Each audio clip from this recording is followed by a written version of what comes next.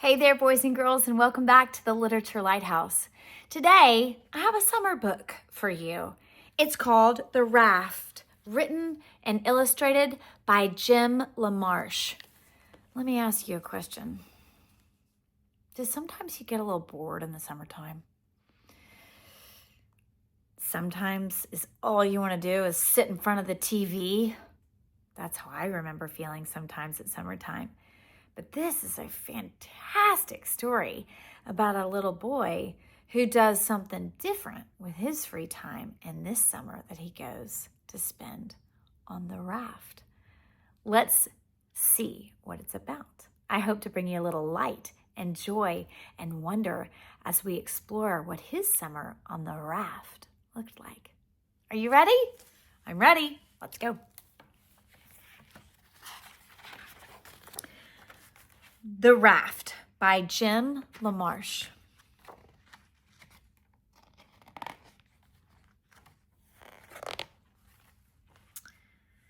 There's nobody to play with, I complained. She doesn't even have a TV. Dad grinned. Well, she's not your normal kind of grandma, I guess, he said. She calls herself a river rat. He chuckled. But I promise she'll find plenty for you to do. And you know, I can't take you with me this summer, Nicky. There'll be no kids there, and I'll be spending all my time at the plant. I felt tears starting again, but I blinked hard and looked out the window. That afternoon, I stood in Grandma's yard and watched my dad drive away. Dust rose up behind our car as it disappeared into the pines. Well, we can't stand here all summer, said Grandma. Come on, Nicky, it's time for supper. Honey or maple syrup on your cornbread? Grandma asked. I don't like cornbread, I mumbled, poking my finger into the syrup pitcher when she wasn't looking. If you're going to do that, you'd better wash up first, she said. She had eyes in the back of her head. Bathroom's through there. I pushed the doorway curtain aside and walked into what would have been a living room in anyone else's house. Books were scattered everywhere, on the tables, on the chairs, even on the floor. 3 of the walls were cluttered with sketches and stuffed fish and charts of the river. Several fishing poles hung from the fourth with a tackle box, a snorkel, and a mask on the floor beneath them. It looked like a river rat's workroom, all right, except that in the middle of everything was a half-finished carving of a bear. Been carving that old fellow for years, Grandma had called from the kitchen. The real one hangs out at the dump. Now come get your supper before I feed it to him. Dad was right. Grandma found plenty for me to do. In the morning, I stacked firewood, then helped her clean out the rain gutters and changed the spark plugs on her truck. The afternoon was almost over when she handed me a cane pole, a bobber, and some red worms. Fish fry tonight, she said, showing me how to bait the hook. That river's full of fat bluegills. Drop your line near the lily pads and you'll find 'em. Down at the dock, I looked things over. The lily pads were too close to shore. There couldn't be fish there. I walked to the end of the dock and threw my line out as far as I could. Then I sat down to wait, and wait, and wait. My bobber never moved. There's no fish in this stupid river, I said out loud, disgusted. We had hamburgers for supper. Give it another try, said Grandma the next evening. I bet you'll catch something.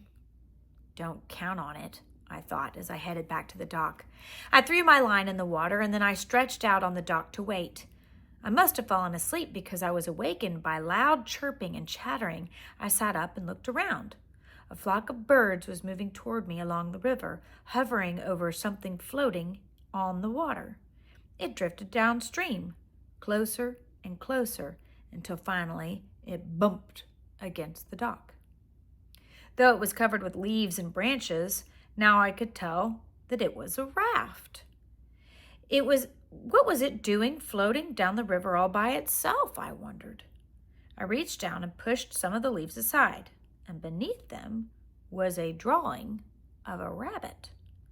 It looked like those ancient cave paintings I'd seen in books, just the outlines, but wild and fast and free. I cleaned away more leaves, and it was like finding presents under the Christmas tree. A bear, a fox, a raccoon, all with the wild look of the rabbit. Who had drawn them, I wondered? Where had the raft come from? I ran up to the cottage. Grandma was on the porch reading. "Do you have some rope I can use?" I asked. "In the shed, hon," she said. "Help yourself." She didn't ask me what I needed it for, and I decided not to tell her yet. I pushed the raft into the reeds along the river's edge and then tied it to the dock so it wouldn't drift away. All the while, birds flew over my head, every now and then swooping down to the raft as if it were a friend. A crane waded through the reeds to it. A turtle swam up from the bottom of the river. The moon had risen yellow over the river by the time I went up to the cottage to go to bed. I was already down at the dock the next morning when Grandma appeared with a life jacket and a long pole. She didn't seem surprised by the raft at all or by the animal pictures all over it. "How did you know?" I started.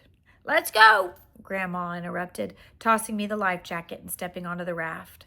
She pushed the pole hard into the river bottom, and we moved smoothly into the current. "Your turn," she said after a few minutes. She showed me how to hold the pole and push, and I pulled us to the middle of the river. Even there, the water wasn't over my head. We pulled the raft up the river and then let it slowly drift back down. The birds kept us company the whole time, soaring and swooping and singing. Some even landed on the raft and rode with us for a while. Hitchhikers, Grandma called them. After that, I had little time for anything but the raft. I raced through whatever chores there were, then ran down to the dock wondering what animals I'd see that day. It wasn't just birds that the raft attracted. One morning, 3 raccoons followed me along the shore. Another time, a turtle climbed on board and spent the morning sunning itself. And one afternoon, I saw a family of foxes slip through the trees along the river. When the weather turned too hot and sticky to sleep indoors, Grandma helped me put up a small tent on the raft. I lay on top of the cool sheets and read comic books by flashlight until I fell asleep. One night, a noise woke me up. There in the moonlight stood a huge buck. He looked right at me, then lowered his head to drink, as if I wasn't there at all. I found Grandma the next morning working on her bear carving. "Do you have some extra paper I could draw on?" I asked her. She brought out a big sketch pad and a pouch filled with thick pencils and crayons. "I've been saving these just for you," she said. "Better take these too." She held out the snorkel and mask. Never know when they might come in handy on a raft. The sun was hot that afternoon, so I pulled into the shade of a willow, then waited to see what animals the raft would bring. It wasn't long before a great blue heron whooshed down with a crayfish in its bill.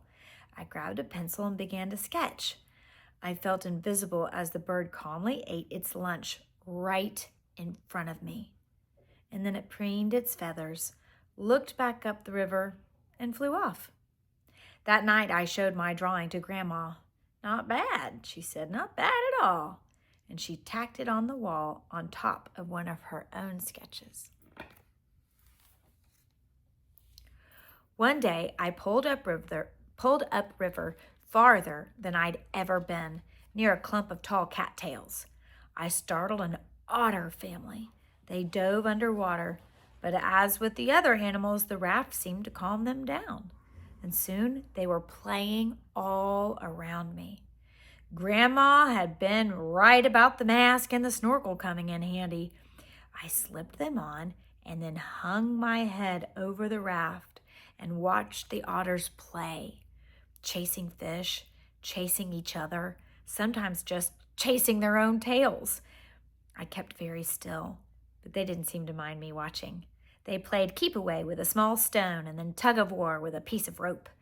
It was like they were showing off for me. They even let me feed them right out of my hand. Some mornings, Grandma would make a bag full of sandwiches and a thermos of icy lemonade. And then we'd put on our bathing suits, grab some towels, a lawn chair, and an inner tube, and pull upriver to her favorite swimming spot. "I've come here since I was a girl," she told me as we tied the raft to an old dock. "The Marshalls used to live here, all 10 of them. What a herd of wild animals we were." While Grandma watched from the inner tube, I practiced my flying cannonballs. Then we'd eat our lunch, and she'd tell me stories about growing up on the river. My favorite was of the time she'd found a small black pearl inside a river clam. "I still have it," she said. Somehow on the river, it seemed like summer would never end. But, of course, it did. On my last day, I got up extra early and crept down to the dock. The air was cool and a low, pearly fog hung over the river. I untied the raft and quietly drifted downstream. Ahead of me, through the fog, I saw 2 deer moving across the river, a doe and her fawn.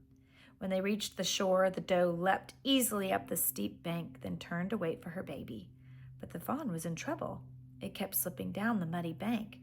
The doe returned to the water to help, but the more the fawn struggled, the deeper it got stuck in the mud. I pushed off the river bottom and drove the raft hard into the muddy bank, startling the doe, and then I dropped into the water. I was ankle deep in mud. "You're okay," I whispered to the fawn, praying that the raft would calm it. "I won't hurt you." Gradually, the fawn stopped struggling, as if it understood that I was there to help. I put my arms around it and pulled. It barely moved. I pulled again, and then again. Slowly, the fawn eased out of the mud, and finally it was free. Carefully, I carried the fawn up the bank to its mother. Then quietly, I returned to the raft, and from there, I watched the doe nuzzle and clean her baby, and I knew what I had to do.